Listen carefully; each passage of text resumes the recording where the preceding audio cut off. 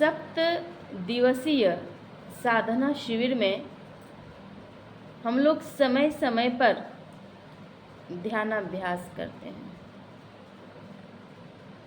और समय समय पर सत्संग। 5 वक्त का ध्यानाभ्यास है। यह ध्यानाभ्यास ब्रह्म मुहूर्त में 3 बजे से शुरू होता है। 3 बजे से पहले ही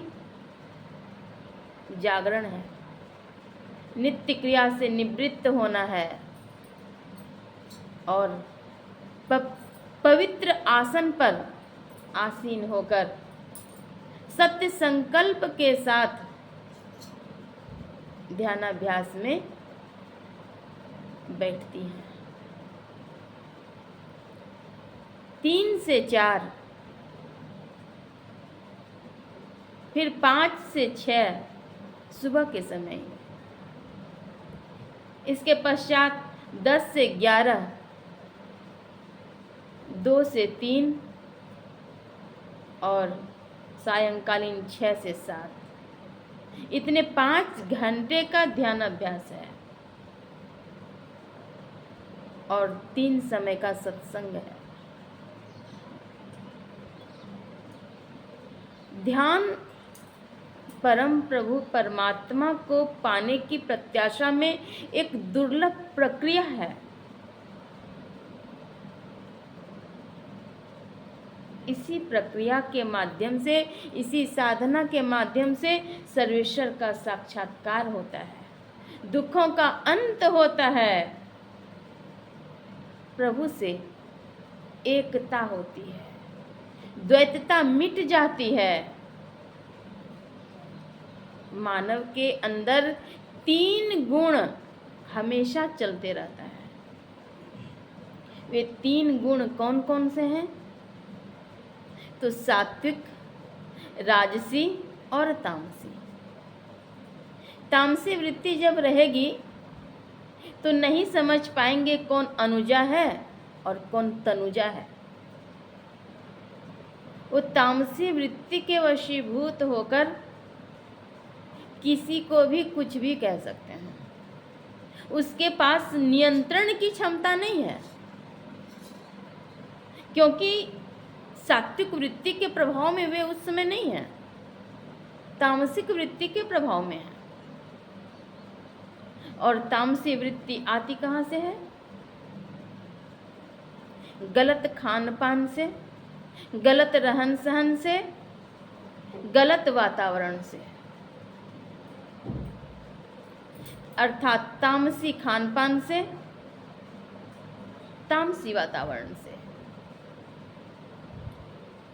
लोग मंदिर में जाते हैं नहा धो करके, पवित्र वस्त्रों को धारण करके मंदिर में जाते हैं, 1 लोटा जल भी डालने के लिए, 1-2 पुष्प भी चढ़ाने के लिए, कुछ प्रसाद चढ़ाने के लिए। इसलिए जाते हैं कि वह स्थल पावन है, वहाँ जाने पर मन शांत होगा, इसी विचार को लेकर के जाते हैं। और वहाँ पर मंदिर में अन्य कार्य नहीं होते हैं, वहाँ पर केवल पूजा पाठ ही होता है, प्रभु की आराधना होती है, इसलिए वह स्थल पावन है। सर्वश्रेष्ठ यज्ञ है ज्ञान यज्ञ। ज्ञान यज्ञ से बड़ा कोई दूसरा नहीं है। भगवान श्री कृष्णचंद्र जी महाराज भी इसी को बतलाते हैं। सर्वश्रेष्ठ यज्ञ ज्ञान यज्ञ। ध्यान के बिना ज्ञान नहीं और ज्ञान के बिना ध्यान नहीं। जो ज्ञान और ध्यान दोनों रखते हैं वे निर्वाण के समीप हैं। फ्रांस में एक नेपोलियन बोनापार्ट नाम के व्यक्ति थे। वे अपने मित्र के घर में रहते थे और मित्र के घर में रह करके पढ़ाई लिखाई करते थे। मित्र की पत्नी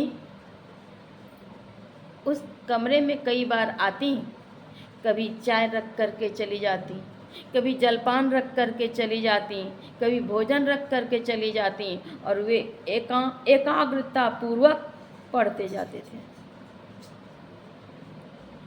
पढ़ते पढ़ते पढ़ते एक दिन वे विद्वान हुए, अच्छे पोस्ट पर चले गए। जब वे सेनापति बन गए, उसके बाद अपने मित्र से मिलने के लिए, जिस मित्र के घर में रह करके उन्होंने अध्ययन किया था, पढ़ाई की थी, वहाँ पर आते हैं और आते हैं अपने मित्र से मिलने के लिए कि मित्र, मैं तुम्हारे यहाँ ही रह करके पढ़ाई किया था, तुमसे मिलने आया हूँ। मित्र अपनी पत्नी से जा कर के कहते हैं कि वो जो हमारे यहाँ रहते थे ना, अपने यहाँ नेपोलियन बोनापार्ट, वे मिलने के लिए आए हैं, बहुत बड़े पोस्ट पर चले गए हैं, चलो उनसे मिलते हैं। पत्नी कहती हैं, कौन? वही नेपोलियन, मनहूस। उस मनहूस से मिल करके क्या करेंगे? मनहूस से मिलना नहीं है। तो ऐसा क्यों बोलती हो? अतिथि देवो भव, अतिथि को देवता भी मानते हैं। वे हमारे घर में आए हैं तो तुम्हारा मन चाहे नहीं भी रहे, का मन मेरा कैसे होगा? क्यों होगा? मैं उनके कमरे में कितनी बार गई और आई, कभी भी उन्होंने मेरी ओर झांका भी नहीं। बोलना तो दूर की बात रहे, झांका भी नहीं। चाय रख करके आती थी, भोजन रख करके आती थी, लेकिन वो कुछ नहीं बोला। कहा कि वो उस समय नहीं बोला, आप आज के दिन में वे ऊंचे पोस्ट पर चले गए हैं, हमारे यहाँ वे मिलने आए हैं, तो एक लोक व्यवहार के तहत उनसे मिल लो। चाहे मन नहीं भी रहे, लेकिन लोक व्यवहार कहता है कि घर पर आए हुए मेहमान से मिलना चाहिए, तो चलो मिल लो।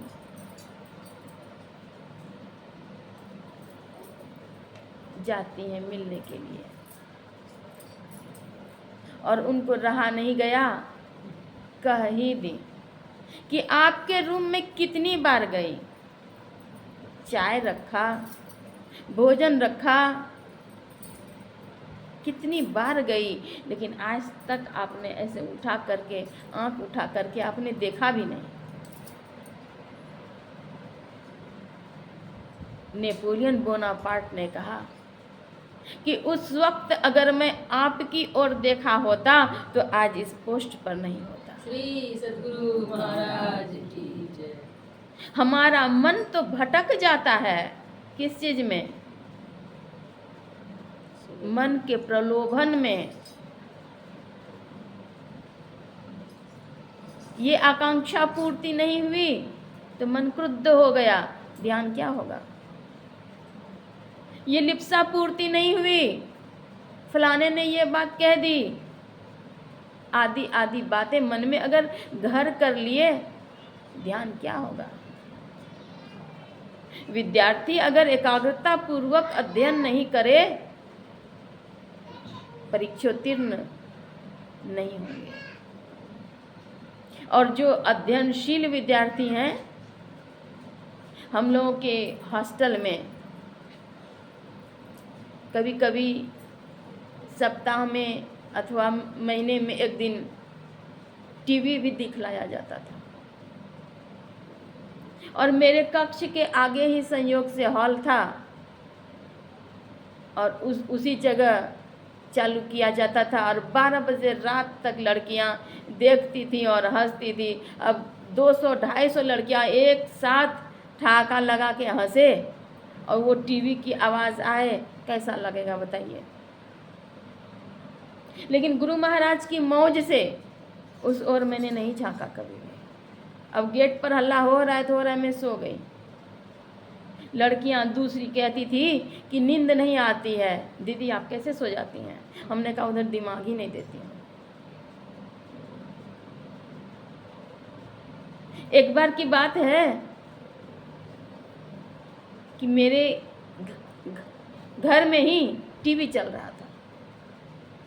टीवी में फालतू चीज़ कभी नहीं चलता था, फिल्म वगैरह आज तक हमारे घर में चलने की परंपरा ही नहीं है, नियम ही नहीं है। उस टाइम में ऐसा था कि अगर लाइन नहीं रहे तो जनरेटर चला करके टीवी देख लेते थे, जनरेटर भी अपना था। अब टीवी उस समय संयोग से मेरा छोटा वाला भाई चला दिया और मैं उस वक्त उसी नज़दीक में कपड़े में आयरन कर रही थी। मैंने कहा भी नहीं चलाओ, कहा अच्छा धीरे करके चला लेते थोड़ा सा। मैंने सोचा अब क्या मना करूं, छोड़ो, मैंने मना नहीं किया। लेकिन उसी नज़दीक में मैं कपड़े में आयरन कर रही हूँ, वो क्या बोल रहा है कहाँ आया कान में। और तो और जब मैं छोटी अवस्था में थी, क्लास 6 से लेकर मैट्रिक तक यात्रा करके जानी होती थी अध्ययन के लिए स्कूल, और जनरल बस था, उस पर आधे घंटे जाना और आधे घंटे आना, ऐसा समय लगता था।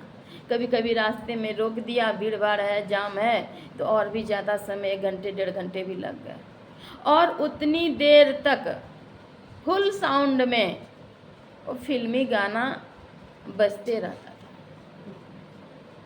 मैं अपनी महिमा नहीं कहती हूँ, सद्गुरु महाराज की साक्षात महिमा है कि उतने गाने बजते रहे इतने वर्षों तक, लेकिन एक शब्द भी मेरे कान में आज तक नहीं है। उनकी महिमा है। अगर वही हटाया होता तो आज यहाँ नहीं होती। हम हटाते क्या हैं? तमोगुणी वृत्ति हटाते हैं, सतोगुणी वृत्ति हटाते हैं, क्या हटाते हैं? अगर सतोगुणी हटाएंगे तब ध्यान होगा। ध्यान ऐसा चीज है, ध्यानम निर्विषयम मनः। एक बार की बात है, मैं नई नई दीक्षा ली हुई थी और दीक्षा के पहले ही बाल्यकाल से, मुझे याद है शायद 7-8 वर्ष से, मैं अच्छी तरह से स्तुति विनती करती थी और 5, 10, 15, 20 भजन इतना रोज उसी टाइम में गाती थी। बाद में तो 100 हो गया एक दिन में, गाती रहती थी। और वह भजन सुनने के लिए राह से जाने वाले लोग रोड पर खड़े होकर के वो चुपचाप सुनते थे। मैं तो घर के अंदर गाती थी, वो चुपचाप सुनते थे खड़े होकर के। मैं कह रही थी कि 6ठी कक्षा से लेकर के जाती थी, नई नई दीक्षा ली हुई थी, मन में उस समय भी उमंग था, गुरु के चरणों में प्रेम था। तो बस में संयोग से सीट मिला। हर समय तो सीट नहीं मिलता था। सीट पर बैठी हुई थी और जप कर रही थी, आंखें मेरी बंद भी थी। एकाएक घर पहुंचने के कुछ दूर पहले एकाएक गाड़ी थर थर होने लगा और सब लोग अवाक होने लगे। ड्राइवर ने गाड़ी तुरंत रोका। मैंने कुछ क्षण के बाद मैंने देखा, तब तक में लोग उतर रहे हैं। तो फिर मेरी आंखें खुली। मैंने सोचा हुआ क्या, बस उधर से आवाज़ आई, सब कोई जल्दी उतरिए, बस से जल्दी उतरिए। मैं भी उतरी। मालूम चला कि बस का आगे वाला चक्का 5-6 खेत पार होकर के निकल गया। 3 चक्के पर ही गाड़ी कुछ दूर तक चल रही थी। सभी पैसेंजर उतर गए, मैं भी उतरी। आधे किलोमीटर के हिसाब से दूरी थी घर की। वहाँ से पैदल सभी लोग जा रहे थे, रास्ते में क्या मिलेगा। उस जमाने में टमटम की सवारी थी उधर भी। आज से 35 वर्ष पहले की बात है, 40 वर्ष पहले की बात है, टमटम की भी सवारी थी। अब मैं पैदल घर की ओर जा रही हूँ, तो दाहिनी ओर से जो मैं आती थी घर, सो बाईं ओर से आई तो पिताजी वहीं पर बैठे हुए थे। पूछते हैं कि आज तुम इधर से नहीं आके इधर से आई, क्या बात है। मैंने कहा कि बस वहाँ एक्सीडेंट हो जाता, गाड़ी का चक्का निकल गया, वहीं पर सब सवारी उतर गया, तो वहाँ से पैदल आना पड़ा। तो वहीं पर पिताजी के एक मित्र बैठे हुए थे जो कि संत मत में दीक्षित थे, आज भी हैं। उन्होंने फिर पूछा कि क्या हुआ बताओ। मैंने कहा कि गाड़ी का अगला चक्का 4-5 खेत पार चला गया और सभी यात्री उतर गए, पैदल जाने लगे, मैं भी पैदल ही आई। तो इतना पूछ लिए, फिर मैं घर अंदर चली गई। वे बोलने लगे मेरे पिताजी का नाम लेकर के, फलाना बाबू। ये कोई साधारण बात नहीं है। गाड़ी पर जरूर कोई विशेष व्यक्ति होंगे, विशेष कार्य हो रहा होगा, तभी इतनी बड़ी दुर्घटना से बच गए लोग। नहीं तो 4-5 पलटनियां गाड़ी खा जाती, इसको कोई नहीं रोक सकता। और रोड के किनारे में तो खाई है, नदी है, कहाँ जाते लोग। मैंने मन ही मन सदगुरु महाराज की चरण वंदना की कि हे प्रभु सदगुरु, आप ही रक्षा किए हैं। तन मन आत्म रक्षक है गुरु, गुरु एक नाम एक ले बहे। गुरु महाराज रक्षक हैं, वे ही रक्षा किए, और मेरी ही नहीं, सबों की रक्षा की, सबों की रक्षा की है। तो जबकि इतनी बड़ी महिमा है, हम लोग करें, और करने की भी एनर्जी, पावर तब आएगी विशेष रूप से जब हमारी बुद्धि, हमारी वृत्ति, हमारा व्यवहार, हमारा सब कुछ सात्विक होगा। मन में कुछ, वचन में कुछ, तब नहीं। एक बार की बात है, गुरु महाराज की जयंती थी, महर्षि में ही परमहंस जी महाराज की जयंती में बहुत सारे लोग आए कुप्पा घाट आश्रम। कार्यक्रम संपन्न हो गया। संपन्न के पश्चात सदगुरु महाराज कहे, बोल दीजिए कि अब लोग अपने अपने घर को चले जाएं।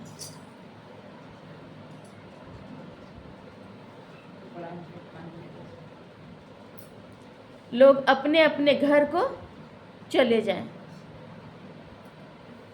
अब माइक लिए और उसी में कह दिए कि आप लोग सब अपने अपने घर चले जाएं यथाशीघ्र, नहीं तो जबरन यहाँ से निकाल दिया जाएगा।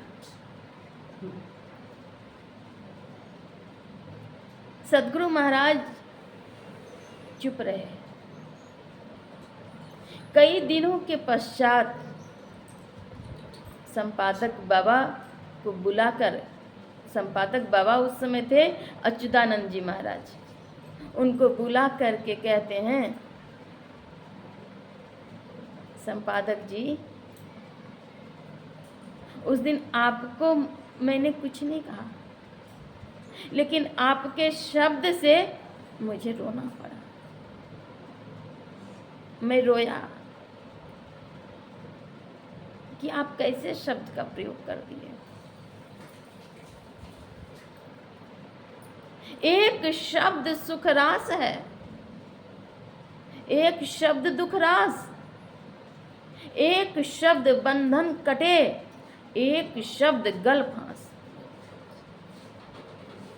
सदगुरु महाराज का निर्देश है, सत्य सुहाता वचन कहिए।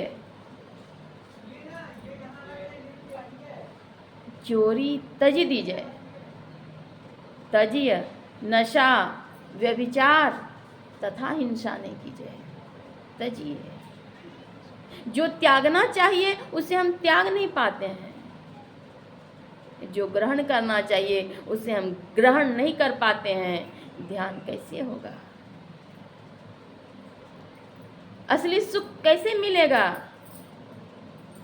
पूज्यपाद महर्षि दल बहादुर परमहंस जी महाराज नेपाल के संत हो गए, सदगुरु महाराज के दीक्षित शिष्य हुए। वे दिन भर सदगुरु की सेवा में तल्लीन रहते थे। आज भी उनके शिष्य विस्तार से बतलाते हैं कि पीतल का बर्तन लकड़ी और कोयले के आग में काला हो जाता था और उसको अच्छी तरह से मंज करके चमकाते थे। कभी कभी सदगुरु महाराज स्वयं चौका घर जा करके बर्तन देखते थे, हिला डुला करके साफ है कि नहीं है। अगर उसमें पानी खर्चा तो वो बर्तन अशुद्ध माना जाता है, उसका प्रयोग करने के लिए मनाही है, वो बर्तन जूठा मानते हैं। तो रात में चाहे जितनी रात हो जाए, बर्तन मांज करके चौके घर की सफाई करके और तब जाते थे विश्राम में। और विश्राम में क्या जाएंगे, उस समय से बैठते थे ध्यान में, रात भर ध्यान में रहते थे, कभी कभी विश्राम में भी रहते थे। दिन भर सेवा और रात भर सेवा।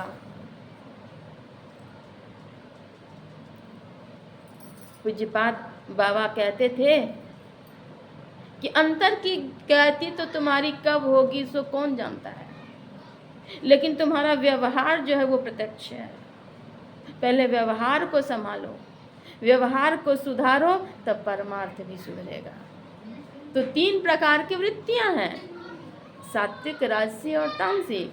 सात्विक वृत्ति में रहेंगे तब कल्याण होगा, ध्यान होगा, तब वृत्ति। और यह वृत्ति आएगी कैसे? तो सेवा से सद्गुण है आते, नहीं कुछ जान तो सेवा ठान। सेवा से सद्गुण है आते, जिससे जीवन सुखमय होता। जिसमें है सेवा भाव नहीं, शाही सुख चैन कहाँ होगा? उसको सुख चैन है ही नहीं, होगा ही नहीं, सुख चैन कहाँ होगा? परम पिता से प्यार नहीं और शुद्ध रहे व्यवहार नहीं, इसलिए तो देख ले सुखी कोई परिवार नहीं। परम पिता से प्यार भी नहीं है और व्यवहार में भी शुद्धता नहीं है, पावनता नहीं है। परम पिता से प्यार नहीं और शुद्ध रहे व्यवहार नहीं, इसीलिए यही कारण है। इसीलिए तो देख ले सुखी कोई परिवार नहीं। शिवा आजा शुका, अभी हम लोग पाठ में श्रवण कर रहे थे। शिवा आजा शुका सनकादिक नारद, जे मुनि ब्रह्म विचार विशारद। शिव, अज, शुक, सनकादिक सबों का कहना है, करिए राम पद पंकज नेहा। राम के चरण कमलों में प्रीत कीजिए, प्रेम कीजिए। और जब तक उनके चरणों में प्रीत नहीं होगी, तब तक प्रीति बिना नहीं भगति दृढ़ाई। जिमि खगेश जल कई चिकनाई। चाहे बालू के पेरने से तेल उत्पन्न हो जाए, वह भी संभव नहीं है। अगर हो जाए, लेकिन बिना हरि भजन के कल्याण नहीं है।